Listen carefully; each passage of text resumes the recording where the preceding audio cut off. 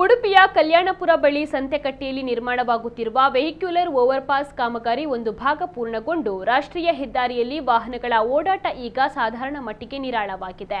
ಆದರೆ ಕಲ್ಯಾಣಪುರದಿಂದ ಬರುವ ವಾಹನಗಳು ಸಾಗಬೇಕಾದ ಓವರ್ಪಾಸ್ ಕಾಮಗಾರಿ ಇನ್ನೂ ಮುಗಿಯದೆ ಸ್ಥಳೀಯರಿಗೆ ಸಮಸ್ಯೆ ಮುಂದುವರೆದಿದೆ.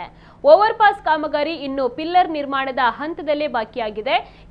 ಕೆಲವು ಬೆರಳೆಣಿಕೆಯ ಕಾರ್ಮಿಕರು ಇಲ್ಲಿ ಕೆಲಸವನ್ನ ಮಾಡ್ತಾ ಇರೋದ್ರಿಂದ ಇದು ಬೇಗ ಮುಗಿಯುತ್ತದೆ ಎಂಬ ಸೂಚನೆಯೂ ಕೂಡ ಸಿಗ್ತಾ ಇಲ್ಲ. 2023ರಲ್ಲಿ ಆರಂಭಗೊಂಡಿದ್ದ ಕಾಮಗಾರಿಗೆ 3 ವರ್ಷ ಕಳೆದಿದೆ. ಆಗಿರುವ ಅರ್ಧ ಕಾಮಗಾರಿಯ ಪರಿಣಾಮ ಉಡುಪಿಯಿಂದ ಬ್ರಹ್ಮಾವರ ಹಾಗೂ ಬ್ರಹ್ಮಾವರದಿಂದ ಉಡುಪಿಗೆ ತೆರಳುವ ವಾಹನಗಳು ಸುಗಮವಾಗಿ ಸಂಚರಿಸುತ್ತಿವೆ. ಆದರೆ ಕಲ್ಯಾಣಪುರದಿಂದ ಆಗಮಿಸುವ ವಾಹನಗಳು ಇನ್ನೂ ಕೂಡ ಪರದಾಡಿಕೊಂಡು ಬರುವಂತಹ ಸ್ಥಿತಿ ಇಲ್ಲಿದೆ. ಈ ಭಾಗದಲ್ಲಿ ಏಕಮುಖ ಸಂಚಾರದ ಫಲಕವನ್ನ ಅಳವಡಿಸಿದ್ದರೂ ಕೂಡ ಅದು ಪೂರ್ಣ ಪ್ರಮಾಣದಲ್ಲಿ ಪಾಲನೆಯಾಗ್ತಾ ಇಲ್ಲ. ಬೆಳಿಗ್ಗೆ ಹಾಗೂ ಸಂಜೆಯ ವೇಳೆ ಈ ಭಾಗದಲ್ಲಿ ಸಂಚಾರ ಪೊಲೀಸರನ್ನು ನಿಯೋಜಿಸಲಾಗ್ತಾ ಇದೆ. ಉಳಿದ ಸಂದರ್ಭದಲ್ಲಿ ಯಾವುದೂ ಕೂಡ ನಡೀತಾ ಇಲ್ಲ. ಈಗಾಗಲೇ ಕಾಂಕ್ರೀಟ್ ರಿಟೈನಿಂಗ್ ಮಾದರಿಯ ಪಿಲ್ಲರ್ ನಿರ್ಮಾಣಗೊಂಡಿದ್ದು ಈ ಕಾಮಗಾರಿ ಇನ್ನೂ ಪೂರ್ಣಗೊಂಡಿಲ್ಲ.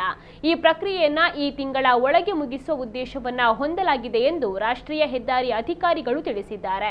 ವ್ಯಾಪಾರಕ್ಕೂ ಕೂಡ ಹೊಡೆತ ಬಿದ್ದಿದೆ. ಅಂಗಡಿಯವರು ಕಳೆದ 3 ವರ್ಷಗಳಿಂದಲೂ ವ್ಯಾಪಾರವಿಲ್ಲದೆ ಕಾಲವನ್ನ ಕಳೀತಾ ಇದ್ದಾರೆ.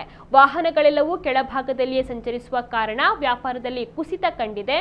ಬೇಕರಿ, ದಿನಸಿ ಅಂಗಡಿ, ಸೆಲೂನ್, ಫಾಸ್ಟ್ ಫುಡ್ಗಳ ಸಹಿತ ಹಲವಾರು ಅಂಗಡಿಗಳು ಈ ಭಾಗದಲ್ಲಿದ್ದು ವ್ಯಾಪಾರ ಇಲ್ಲದೆ ಕೆಲವು ಬಂದ್ ಕೂಡ ಆಗಿದೆ.